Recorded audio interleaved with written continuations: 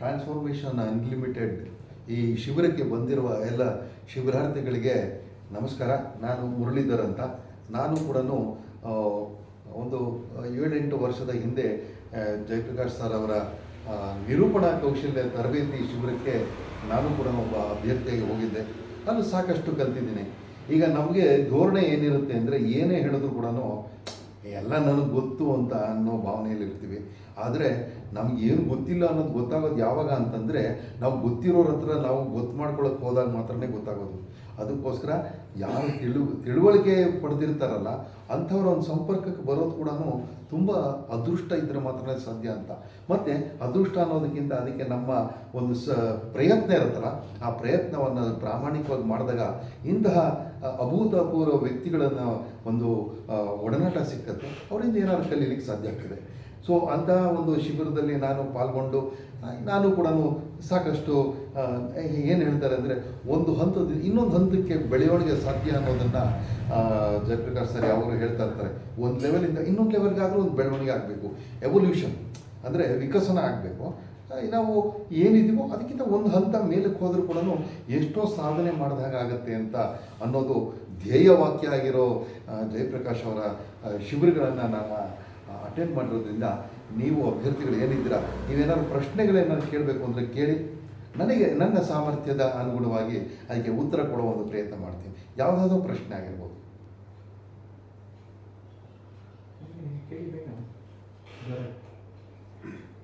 ನೀವು chief traffic warden ಆಗಿ ಕೆಲಸ ಮಾಡ್ತಿದ್ದೀವಿ ಸರ್. ಅದೇನು ನಿಮ್ಮ ಅದರಿಂದ ಇಲ್ಲ ಉದ್ದೇಶ ಏನು? ನೀವು ಯಾವ ರೀತಿ ಅದನ್ನು ತಗೊಂಡಿದ್ದೀರ? ನೋಡಿ, ಟ್ರಾಫಿಕ್ ವಾರ್ಡನ್ ಸಂಸ್ಥೆ ಅನ್ನೋದು 84ನೇ ಇಸ್ವಿನಲ್ಲಿ ಪೊಲೀಸ್ ಇಲಾಖೆಯಲ್ಲಿ ಕೆಲವು ಅಧಿಕಾರಿಗಳು ಮತ್ತು ಬೆಂಗಳೂರಿನ ಜಾಗೃತಗೊಂಡ ನಾಗರಿಕರೆಲ್ಲ ಸೇರಿಕೊಂಡು ಬೆಂಗಳೂರು ತುಂಬ ಬೆಳೆಯುತ್ತೆ. ಮುಂದೆ ಬೆಳೆದಾಗ ಜನಸಂಖ್ಯೆ ಮತ್ತು ವಾಹನ ಸಂಖ್ಯೆ ಎಲ್ಲ ಅಧಿಕವಾಗಿ ಹೆಚ್ಚಾಗ್ತದೆ. ಅದನ್ನು ನಿಭಾಯಿಸೋದಕ್ಕೆ, ನಿಯಂತ್ರಣ ಮಾಡೋದಕ್ಕೆ ಮತ್ತು ಅಪಘಾತಗಳನ್ನು ತಡಿಲಿಕ್ಕೆ ನಾಗರಿಕರ ಒಂದು ಜವಾಬ್ದಾರಿ ಮತ್ತು ಪಾತ್ರವನ್ನು ಮನಗೊಂಡು ಅವಾಗ ಒಂದು ಸಂಸ್ಥೆಯನ್ನು ಮಾಡಬೇಕು ಅಂತ ಆಲೋಚನೆ ಮಾಡಿ 85ನೇ ಇಸ್ವಿ ಆಗಸ್ಟ್ 30ರಿಂದ ಈ ಟ್ರಾಫಿಕ್ ವಾರ್ಡನ್ ಸಂಸ್ಥೆ ಅನ್ನೋದು ಕೆಲಸ ಮಾಡ್ತಾ ಬರ್ತಾ ಇದೆ. ಈ ಟ್ರಾಫಿಕ್ ವಾರ್ಡನ್ ಸಂಸ್ಥೆಯಲ್ಲಿ ಕಾರ್ಯಕರ್ತರು ಯಾರಾಗ್ಬೋದು ಅಂದರೆ ಬೆಂಗಳೂರಿನ ಯಾವ ನಾಗರಿಕರು ಬೇಕಾದರೂ ಆಗ್ಬೋದು. ಅವರಿಗೆ 25 ವರ್ಷದಿಂದ 55 ವರ್ಷ ವಯೋಮಿತಿನಲ್ಲಿರಬೇಕು. ಮತ್ತು ಅವರು ಕಡೆ ಪಕ್ಷ PUC ಅಥವಾ ತತ್ಸಮಾನ ಪರೀಕ್ಷೆನ ಪಾಸ್ ಆಗಿರಬೇಕು. ಅಷ್ಟೇ ಅಲ್ಲ, ಅವ್ರಿಗೊಂದು ಆದಾಯದ ಒಂದು ಮೂಲ ಇರಬೇಕು. So he can be an employee or employer ಏನಾದರೂ ಆಗಿರ್ಬೋದು. ಮತ್ತು ಅವರು ಕಡೆ ಪಕ್ಷ ನೋಡಿ, ಒಂದು ತಿಂಗಳಿಗೆ 720 ಗಂಟೆಗಳಿರ್ತದೆ. ಅಂಥದ್ರಲ್ಲಿ ನಮ್ಮ ಸಂಸ್ಥೆಯ ಮೂಲಕ ನಾವು ನಿಮ್ಮನ್ನು ಕೇಳ್ಕೊಳ್ಳೋದೇನು ಅಂದರೆ ಕಡೆ ಪಕ್ಷ 16ರಿಂದ 20 ಗಂಟೆಗಳ ಕಾಲ ರಸ್ತೆ ಮೇಲೆ ನಿಂತು ಪೊಲೀಸರ ಜೊತೆ ನಿಂತುಕೊಂಡು ವಾಹನಗಳ ನಿಯಂತ್ರಣ ಮಾಡ್ತಾ ಸೇವೆ ಸಲ್ಲಿಸೋದಕ್ಕೆ ಸಿದ್ಧ ಇರಬೇಕು ಅಂತ. ಸೊ ಯಾರು ಈ ಎಲ್ಲ ಕ್ರೈಟೀರಿಯಾಗಳಿಗೆ, ನಿಬಂಧನೆಗಳಿಗೆ ಅಥವಾ ಇದು ಅರ್ಹತೆಗಳಿಗೆ ಒಳಗಾಗ್ತೀವೋ ಅವರೆಲ್ಲ ಕೂಡ ಟ್ರಾಫಿಕ್ ವಾರ್ಡನ್ ಸಂಸ್ಥೆಗೆ ಸೇರ್ಬೋದು. ಸೇರಿದ ತಕ್ಷಣ ಏನಾಗ್ತದೆ ಅಂತಂದರೆ, ಸೇರೋದಕ್ಕೆ ನೀವು ಇಷ್ಟಪಟ್ಟು ಅಪ್ಲಿಕೇಶನ್ ಹಾಕಿದ್ಮೇಲೆ ಸ್ಕ್ರೀನಿಂಗ್ ಕಮಿಟಿ ಇರುತ್ತೆ, ಸ್ಕ್ರೀನ್ ಮಾಡ್ತಾರೆ. ಅದಾದಮೇಲೆ ಪಾಸ್ ಆದಮೇಲೆ ಪೊಲೀಸ್ ವೆರಿಫಿಕೇಷನ್ ಆಗುತ್ತೆ. ಅದಾದಮೇಲೆ 2 ದಿನದ ಟ್ರೈನಿಂಗ್ ಇರುತ್ತೆ. ಟ್ರೈನಿಂಗ್ ಆದಮೇಲೆ ಕಮಿಷನರ್ ಸಾಹೇಬರು ಇದನ್ನು ಕೊಡ್ತಾರೆ, ಏನು ಪ್ರಮಾಣ ವಚನ ಬೋಧನೆ ಮಾಡ್ತಾರೆ. ಅದು ಮಾಡಿದ್ಮೇಲೆ ಒಬ್ಬ ಅಭ್ಯರ್ಥಿ ಪೂರ್ಣ ಪ್ರಮಾಣದಲ್ಲಿ ಟ್ರಾಫಿಕ್ ವಾರ್ಡನ್ ಆಗಿ ನೇಮಕ ಆಗ್ತಾನೆ. ಹೀಗೆ ನೇಮಕ ಆದ ವ್ಯಕ್ತಿ ಬರೀ ಟ್ರಾಫಿಕ್ ವಾರ್ಡನ್ ಅಂತ ಕರೀತಾರೆ. 2 ವರ್ಷ ಆದಮೇಲೆ ಆತ ಸೀನಿಯರ್ ಟ್ರಾಫಿಕ್ ವಾರ್ಡನ್ ಅಂತ ಆಗ್ತಾನೆ. ಅದಾದಮೇಲೆ 5 ವರ್ಷಕ್ಕೆ ಅವನು ಅಸಿಸ್ಟೆಂಟ್ ಚೀಫ್ ಟ್ರಾಫಿಕ್ ವಾರ್ಡನ್ ಅಂತ ಆಗ್ತಾನೆ. ಅದಾದಮೇಲೆ 7 ವರ್ಷಕ್ಕೆ ಡೆಪ್ಯೂಟಿ ಚೀಫ್ ಟ್ರಾಫಿಕ್ ವಾರ್ಡನ್ ಅಂತ ಆಗ್ತಾನೆ. ಅಂದರೆ ಇದೆಲ್ಲ ಈ ಕೆಳ ಹಂತದಿಂದ ಇಲ್ಲಿಗೆ ಬಂದ ಮೇಲೆ ಆತ next joint chief traffic warden ಅಂತ ಆಗ್ತಾನೆ. ಆಮೇಲೆ ಅಡಿಷ್ನಲ್ ಚೀಫ್ ಟ್ರಾಫಿಕ್ ವಾರ್ಡನ್ ಅಂತ ಆಗ್ತಾನೆ. ನಾನು ಈಗ ನೆಕ್ಸ್ಟ್ ಹಂತಕ್ಕೆ ಹೋಗಿ ಚೀಫ್ ಟ್ರಾಫಿಕ್ ವಾರ್ಡನ್ ಆಗಿದ್ದೀನಿ. ನಾನು 32 ವರ್ಷದಿಂದ ಈ ಒಂದು ಸಂಸ್ಥೆಯಲ್ಲಿ ಕಾರ್ಯನಿರ್ವಹಿಸ್ತಾ ಇದ್ದೀನಿ. ನೀವು ಹೇಳಿದ್ರಿ ನೀವು ಕೆಲಸ ಮಾಡ್ಕೊಂಡು ಬಂದಿದ್ದೀರಾ ಅಂತ. ಇಲ್ಲ, ಕೆಲಸಕ್ಕೂ ಸೇವೆಗೂ 2 ವ್ಯತ್ಯಾಸ ಇದೆ. ಕೆಲಸ ಅಂದರೆ ನಾವು ಪ್ರತಿಯಾಗಿ ನಮಗೆ ರೆಮ್ಯುನರೇಷನ್, ನಮಗೇನೋ ಸಂಪಾದನೆ ಬರಬೇಕು.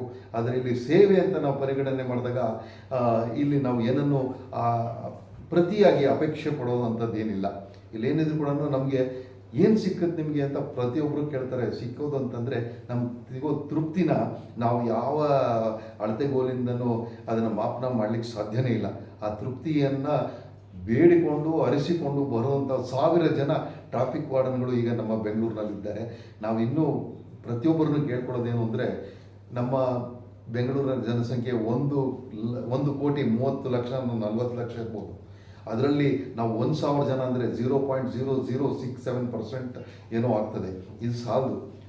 ಈಗ ನಮಗೆ 48 ಟ್ರಾಫಿಕ್ ಪೊಲೀಸ್ ಸ್ಟೇಷನ್ ಇದೆ.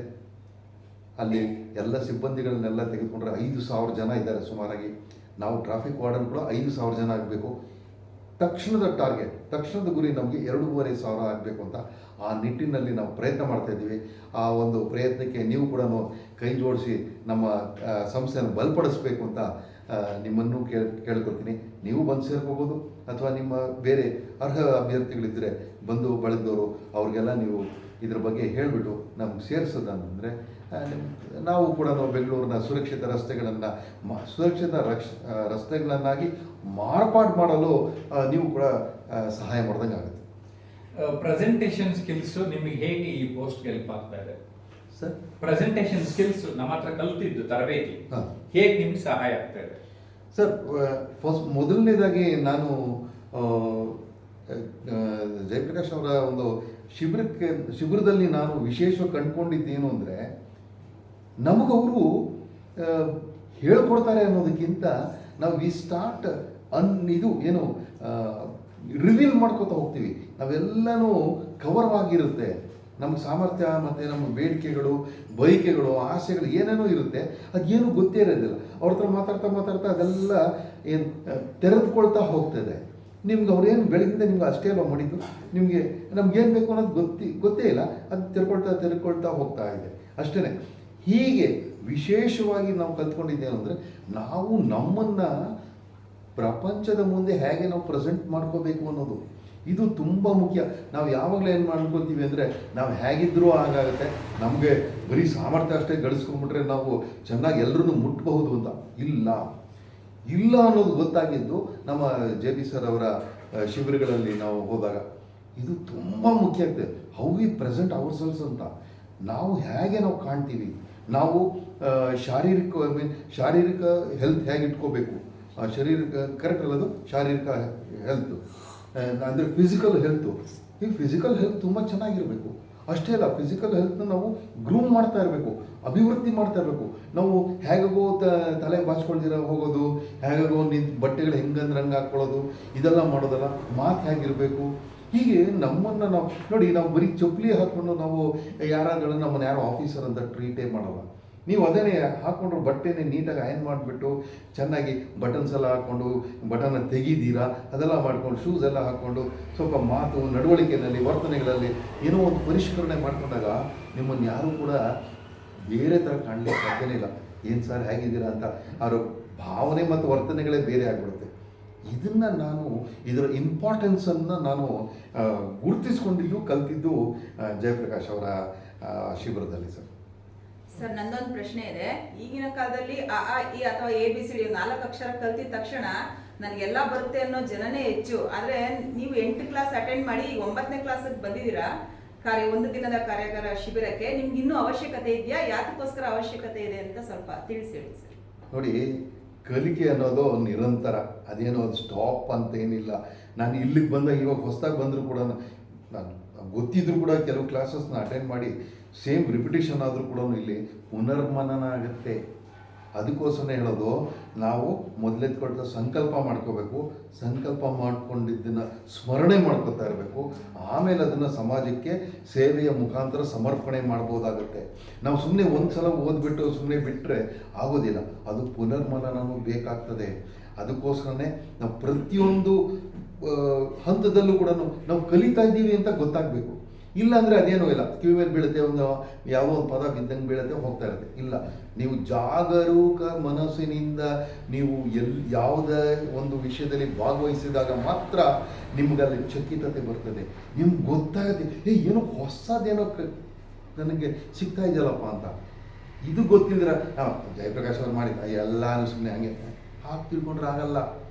ವಿಶೇಷತೆನ ವೈಶಿಷ್ಟ್ಯತೆ, ಯೂನಿಕ್ನೆಸ್ ಏನು ಅಂತಂದರೆ, ನಮಗೆ ಏನೋ ಸಿಗ್ತಾ ಇದೆ, ಅದನ್ನು ನಾವು ಪಡಿಬೇಕು.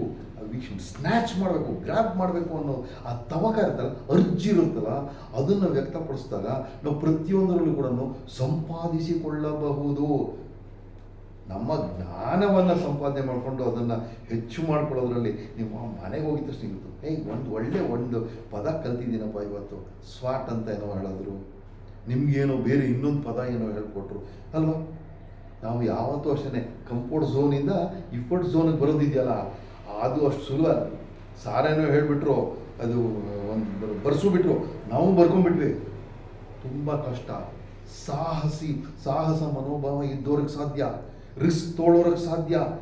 ಆಗಲಿ ಅದೇನಾಗುತ್ತೋ ನೋಡಾಯಿ ಬಿಡೋಣ, ಯಾಕೆ ನನ್ನ ಕೈಲಿ ಆಗಲ್ವಾ ಅಂತ ಈ ಚಾಲೆಂಜಸ್ನ ತೊಗೊಳೋದಿದೆಯಲ್ಲ, ಅಂಥವ್ರ ಕೈಯಿಂದನೇ ಸಾಧ್ಯ. ಕಂಫರ್ಟ್ ಝೋನಿಂದ ನಾವು ಇಫರ್ಟ್ ಝೋನ್ಗೆ ಬರೋದು. ನಮ್ಮಲ್ಲಿ 4 ಪ್ರಶ್ನೆಗಳಿದ್ದಾವೆ. ಟ್ರಾಫಿಕ್ ವಾರ್ಡನ್ ಅಂದರೆ ಏನು, ಅದರ ಕೆಲಸದ ವೈಖರಿ ಬಗ್ಗೆ ತಾವು ತಿಳಿಸಿ. ಟ್ರಾಫಿಕ್ ವಾರ್ಡನ್ ಅಂತಂದರೆ ಕಾರ್ಯಕರ್ತರು, ಟ್ರಾಫಿಕ್ ವಾರ್ಡನ್ ಸಂಸ್ಥೆ ಕಾರ್ಯಕರ್ತರಿಗೆ ಟ್ರಾಫಿಕ್ ವಾರ್ಡನ್ ಅಂತ ಕರೀತಾರೆ. ಅವರು ರಸ್ತೆಯ ಮೇಲೆ ನಿಂತು ಪೊಲೀಸರ ಜೊತೆ ಪೊಲೀಸರಂತೆ ವಾಹನಗಳನ್ನು ನಿಯಂತ್ರಣ ಮಾಡೋದು, ಯಾವಾಗ ಕೂಡ ಸಾಮಾನ್ಯವಾಗಿ ಅದಲ್ದಿರೋ ವಿಶೇಷ ಸಂದರ್ಭಗಳಲ್ಲಿ ಸ್ಪೆಷಲ್ ಡ್ಯೂಟೀಸ್ ಅಂತ, ಫೆಸ್ಟಿವಲ್ಸ್, ಹಬ್ಬ ಹರಿದಿನಗಳಾಗ್ಬೋದು, ಅಥವಾ VIP ವಿಸಿಟ್ಸ್ಗಳಾಗ್ಬೋದು, ಅಥವಾ ಬೇರೆ ಬೇರೆ ಕಾರ್ಯಕ್ರಮಗಳು ನಡೀತಾ ಇರುತ್ತೆ, ಪೊಲಿಟಿಕಲ್ ಯಾವುದೋ ಒಂದು ಕಾರ್ಯಕ್ರಮ ನಡೀತಾ ಇರುತ್ತೆ, ಅಂಥದ್ದು ಕಡೆ ಎಲ್ಲ ಕೂಡ ಪೊಲೀಸರನ್ನ ನಿಯೋಜನೆ ಮಾಡಿದಾಗ ಇಲ್ಲಿ ಶಾರ್ಟೇಜ್ ಆಗುತ್ತೆ. ಅಂಥ ಸಂದರ್ಭದಲ್ಲಿ ಎಲೆಕ್ಷನ್ ಇರ್ಬೋದು, ಅಂಥ ಸಂದರ್ಭದಲ್ಲ ನಮ್ಮ ಸೇವೆ ನಾವು ಸಲ್ಲಿಸೋದಕ್ಕೆ ಅವಕಾಶ ಇದೆ. ಸರ್, ಎರಡನೇದು, ಟ್ರಾಫಿಕ್ ವಾರ್ಡನ್ ಬೆಂಗಳೂರಿನಲ್ಲೇ ಇದೆಯಾ ಅಥವಾ ಬೇರೆ ಬೇರೆ ಜಿಲ್ಲೆಗಳಲ್ಲಿ ಇದೆ? ಇದು Bengaluru city police traffic warden ಸಂಸ್ಥೆ ಅಂತ, ಇದು ಬೆಂಗಳೂರಿಗೆ ಸೀಮಿತವಾಗಿರೋದು. ಹಾಗೆಯೇ ಮಂಗಳೂರು, ಹಾಸನ, ಕಲಬುರಗಿ ಮತ್ತು ಚಿಂತಾಮಣಿ ಸೈಡು, ಈ ಬೇರೆ ಕಡೆಯಿಂದ ಕೂಡ ಇದಕ್ಕೆ ಬೇಡಿಕೆಗಳಿದೆ. ಅಲ್ಲಿ ನಾಗರಿಕರ ಅವಶ್ಯಕತೆ ಇದೆ, ರಸ್ತೆ ಸುರಕ್ಷತೆಗೆ ಗಮನ ಕೊಡೋದಕ್ಕೆ ಅಂದಾಗ ಅಲ್ಲಿ SP ಸಾಹೇಬರೆಲ್ಲ ಸೇರಿಕೊಂಡು ಒಂದು ಫಾರ್ಮ್ ಮಾಡ್ತಾರೆ. ಮಂಗಳೂರಲ್ಲಿದೆ, ಆದರೆ ನಾನು ನಿಮ್ಗೆ ಹೇಳೋದು ಇಷ್ಟ ಅಂದರೆ ಚೆನ್ನೈಯಲ್ಲಿದೆ, ಮಂಗಳೂರಲ್ಲಿದೆ, ಮತ್ತು ಬಾಂಬೆಲಿದೆ, ಡೆಲ್ಲಿನಲ್ಲಿದೆ. ನಿಮಗೊಂದು ಸಂತೋಷ ಸುದ್ದಿ ಅಂದರೆ ಇಡೀ ಇಂಡಿಯಾದಲ್ಲಿ ನಮ್ಮ ಬೆಂಗಳೂರಿನಷ್ಟು ಯಾವುದೂ ಇಲ್ಲ. ಕೇರಳದಲ್ಲೂ ಇದೆ, ಆದರೆ ಬೆಂಗಳೂರು ಥರ ಇಷ್ಟೊಂದು ಅಭಿವೃದ್ಧಿ ಆಗಿರೋದು, ಕಮಿಟೆಡ್ ಆಗಿರೋದಂಥವ್ರು, ಡಿವೋಟೆಡ್ ಟ್ರಾಫಿಕ್ ವಾರ್ಡನ್ಸ್ಗಳು ಎಲ್ಲೂ ಸಿಗೋದು ಅಪರೂಪ.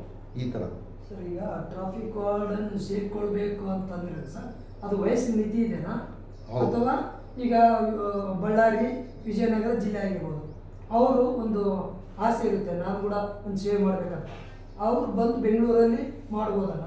ಹೌದು. ನೋಡಿ, ನಮ್ಮ ಒಬ್ಬರು ಟ್ರಾಫಿಕ್ ವಾರ್ಡನ್ನು ಸೌತ್ ಈಸ್ಟಲ್ಲಿ ಅವರು ಕರೋನಾ ಟೈಮ್ನಲ್ಲಿ ಅವರು ಮಂಗಳೂರಿಗೆ ಹೋಗಬೇಕಾಯಿತು. ಮಂಗಳೂರು ಅವ್ರ ಊರು, ಅಲ್ಲಿ ಹೋಗಬೇಕಾಯಿತು.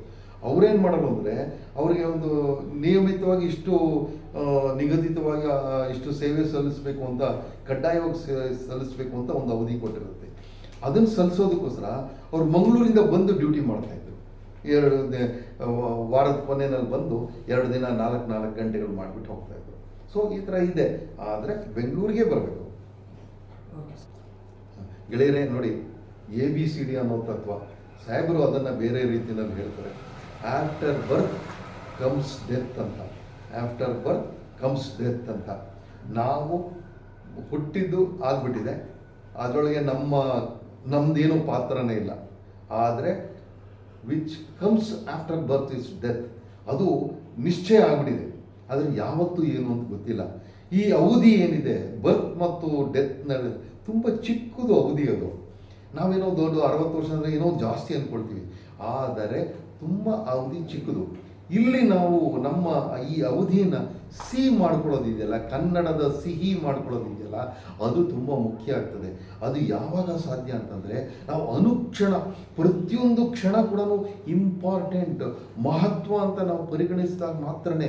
ಇಲ್ಲಾಂದರೆ ಏನಿಲ್ಲ, 60 ನಿಮಿಷ ಸಿಂಪ್ಲಿ ನಾವು ಮೆಟ್ರೋ ಸ್ಟೇಷನ್ ಕಾಯ್ತಾನೆ ಕಳೆದ್ಬಿಡ್ತೀವಿ. ಅದಲ್ಲ, ಪ್ರತಿ ಕ್ಷಣವೂ ನಾವು ಅಲ್ಲಿ ಹುಡುಕಬೇಕು, ಏನೋ ಒಂದು ಯೂನಿಕ್ನೆಸ್ ಇದೆ, ಏನೋ ಒಂದು ಹೊಸದಿದೆ ಅಂತ. ಅದಕ್ಕೋಸ್ಕರ ಏನು ಮಾಡಬೇಕು ಅಂತಂದರೆ, ಪ್ರತಿ ಕ್ಷಣ ಹೊಸ ಜನರನ್ನು ಭೇಟಿ ಮಾಡ್ತಾ ಇರಬೇಕು. ಆವಾಗಲಷ್ಟೇ ನಾವು ಹೊಸ ವಿಷಯ ಸಿಗುತ್ತೆ. ಮತ್ತೆ ನೀವು ಬ್ಯಾಂಕಲ್ಲೇನೋ ಇದ್ದೀರಾ ಅಂತ ಹೇಳಿದ್ರೆ, ಎವ್ರಿ ಡೇ ನಿಮ್ಗೆ ಸೇಮ್ ಡೆಬಿಟ್ ಕ್ರೆಡಿಟ್ ಅಲ್ಲಿ ಇರ್ತಲ್ಲ, ನಾನು ಹೋಗಿ 35 ವರ್ಷ ಮಾಡಿದ್ದೀನಲ್ಲ, ನಾನು ಯಾವತ್ತೂ ಕೂಡ ರಿಪಿಟೇಷನ್ ಅಂತ ಅಂದ್ಕೊಂಡೇ ಇಲ್ಲ. ಪ್ರತಿದಿನ ನಾನು ಹೊಸದಾಗಿ ಮೊದಲನೇ ದಿನ ಕೆಲಸಕ್ಕೆ ಹೆಂಗೆ ಹೋಗ್ತಾರೆ ಅದೇ ಭಾವನೆಯಿಂದ ಹೋಗ್ತಾ ಇದ್ದಿದ್ದು. ಪ್ರತಿದಿನ ಅದೇ ವ್ಯಕ್ತಿನ ನೋಡ್ತೀನಿ, ಅದೇ ಕಸ್ಟಮರ್ಸ್ ಬರ್ತಾರೆ. But every day they are different. ಅವರು ನನ್ನ ಹತ್ರ ಬಂದುಬಿಟ್ಟು ಸರ್ ನಮ್ಮ ತಾಯಿ ತೀರೋಗ್ಬಿಟ್ರು ಅಂತ ಬಂದು ಹೇಳ್ಕೊಳ್ಳೋ ಅಷ್ಟು ಆತ್ಮೀಯತೆಯನ್ನು ಬೆಳೆಸ್ಕೊಳ್ತಾ ಇದ್ವಿ. ಯಾರೋ ಒಬ್ಬ ಸ್ಟೂಡೆಂಟ್ ಬಂದುಬಿಟ್ಟು ನಾನು ಮ್ಯಾಥಮೆಟಿಕ್ಸಲ್ಲಿ ಫೇಲ್ ಆಗಿಬಿಟ್ಟೆ ಸರ್ ಇಂಜಿನಿಯರಿಂಗ್ನಲ್ಲಿ ಅಂತ ಬಂದು ಹೇಳ್ಕೊಡ್ತಾ ಇದ್ರು. ಈ ಥರ ಪ್ರತಿದಿನ ಹೊಸಬರನ್ನಾಗಿ ಕಾಣೋದು ಅದಿದೆಯಲ್ಲ, ಅದನ್ನು ನಾವು ಮೈಗೂಡಿಸ್ಕೋಬೇಕು. ಅದಕ್ಕೆ ಬೇಕಾಗಿರೋಂಥ ನಿಮಗೆ ಪೂರಕವಾಗಿರೋ ಅಂಶಗಳನ್ನು ಕೊಡೋದಕ್ಕೆ ಸಾಹೇಬ್ರಂಥವರು ತುಂಬ ನೆರವು ಅಗತ್ಯ ಇದೆ. ನೀವೆಲ್ಲ ಕೂಡ ಅದೃಷ್ಟಶಾಲಿಗಳು. ನಾನು ಕೂಡ ಅದೃಷ್ಟಶಾಲಿ, ಯಾಕಂದರೆ ನಿಮ್ಮನ್ನೆಲ್ಲ ಭೇಟಿ ಮಾಡಿದ್ದೀನಿ, ನಿಮ್ಮ ಸ್ನೇಹ ಸಿಕ್ಕಿದೆ ನನಗೆ. ಇವತ್ತು one more day is gifted to me today. ಒಂದು ಉಡುಗೊರೆಯಾಗಿ ದೇವ ಕೊಟ್ಟ ಈ ದಿನವನ್ನು ಸಾರ್ಥಕವಾಗಿ ನಾನು ಹೂಡಿಕೆ ಮಾಡಿದ್ದೇನೆ. ಯಾಕೆಂದರೆ ನಿಮ್ಮಂಥ ಸಜ್ಜನರ ಸಹವಾಸ ನಂಗೆ ಸಿಕ್ಕಿದೆ, ನಿಮ್ಮ ಜೊತೆ ಮಾತಾಡೋ ಅವಕಾಶ ಸಿಕ್ಕಿದೆ. ಅದಕ್ಕೋಸ್ಕರ ಜಯಪ್ರಕಾಶ್ ಸರ್ಗೆ ನಿಮಗೆ ಎಲ್ಲ ನಮಸ್ಕಾರ ಅಂತ ಹೇಳ್ತೀನಿ.